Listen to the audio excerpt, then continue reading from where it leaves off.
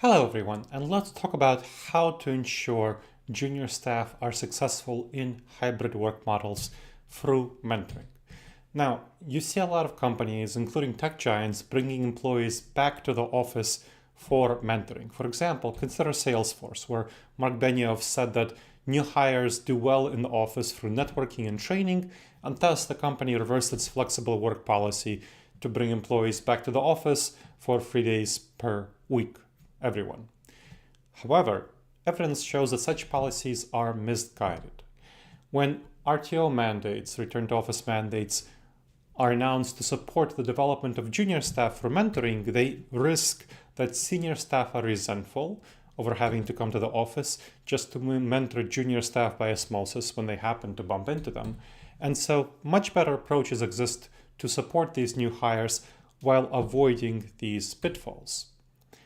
Unfortunately, leaders tend to buy into the osmosis strategy that they experience themselves, that they were bumped into when they were junior staff, and they learned through osmosis prior to the pandemic.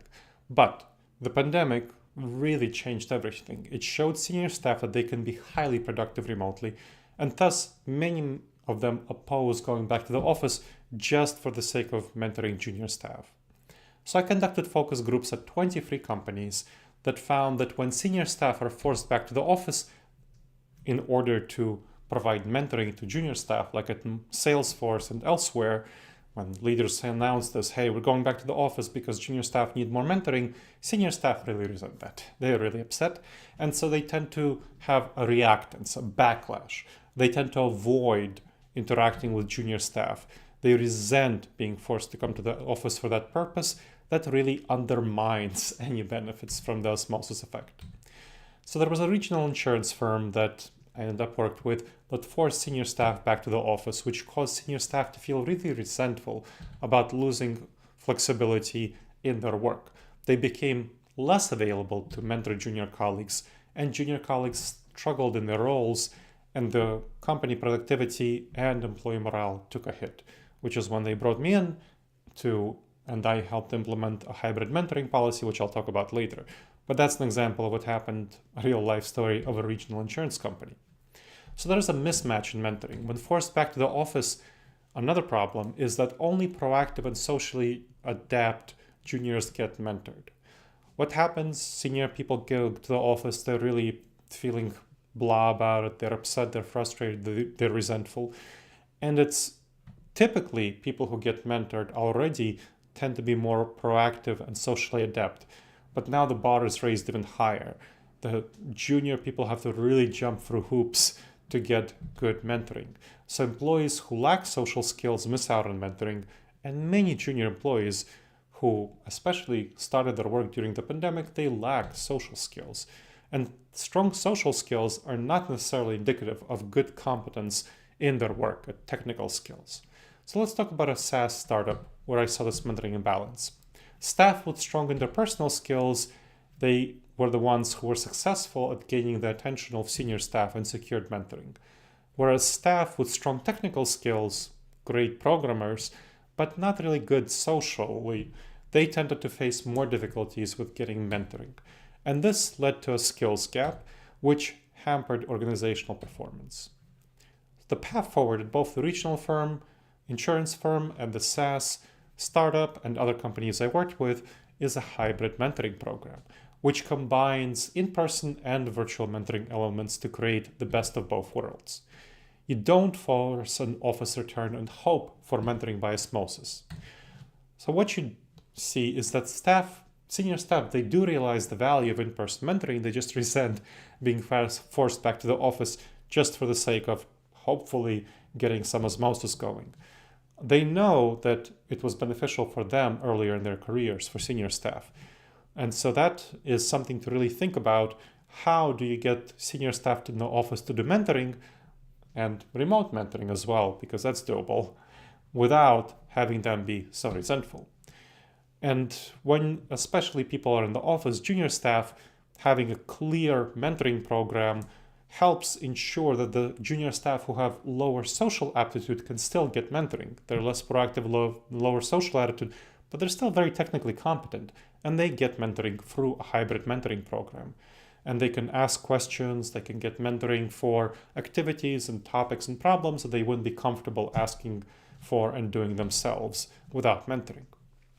So what do you do in this program?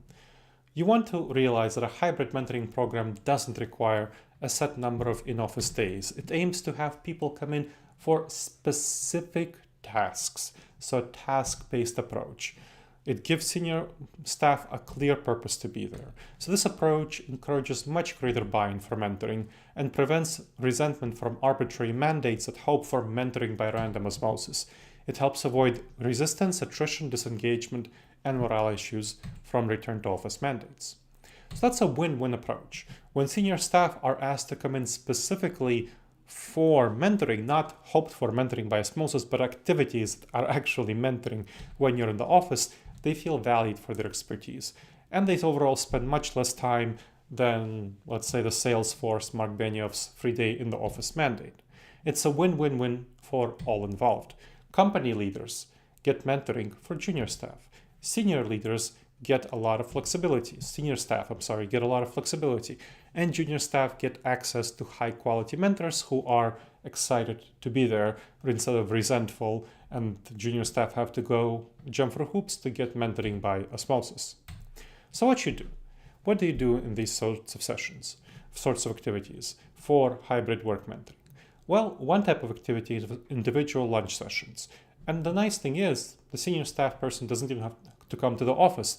They could just go out for lunch with a junior staff member. That provides a quality one-on-one mentoring time with senior staff. A virtual coffee meeting is another option. It's less time intensive, although less engaging and less relationship building, it's less time intensive. So I recommend that junior staff start with individual lunch session activities, a couple of lunch sessions where they develop relationships with senior staff as mentors, and then they can move on to more virtual coffee meetings with their mentors. That's what enables accessible mentoring. Then a group lunch session is another really good approach, where senior employees can mentor multiple junior staff, which facilitates efficient knowledge sharing, so from one to many, and relationship building, again from one to many.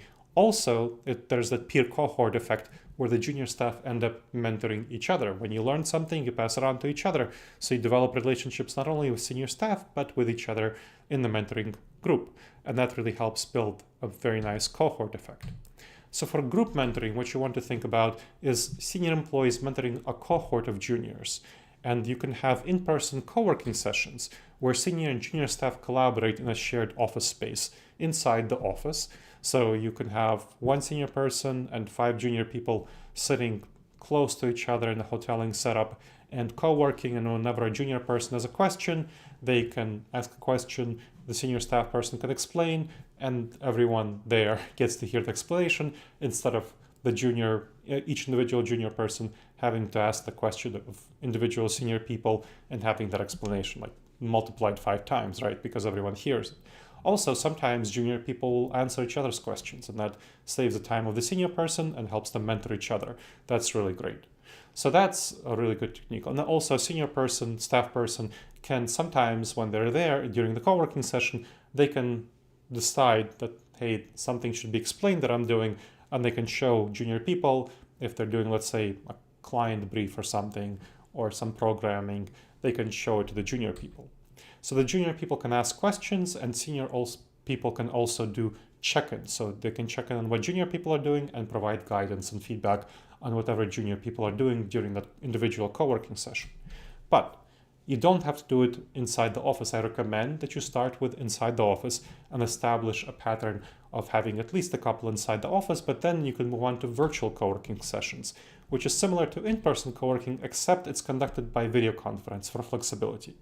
So everyone turns off their microphones, that you leave your speakers on, your video is optional, and then again, you can have senior staff people doing check-ins on junior people asking questions, and you can have senior people responding or showing junior people something, and junior people can respond to each other as well.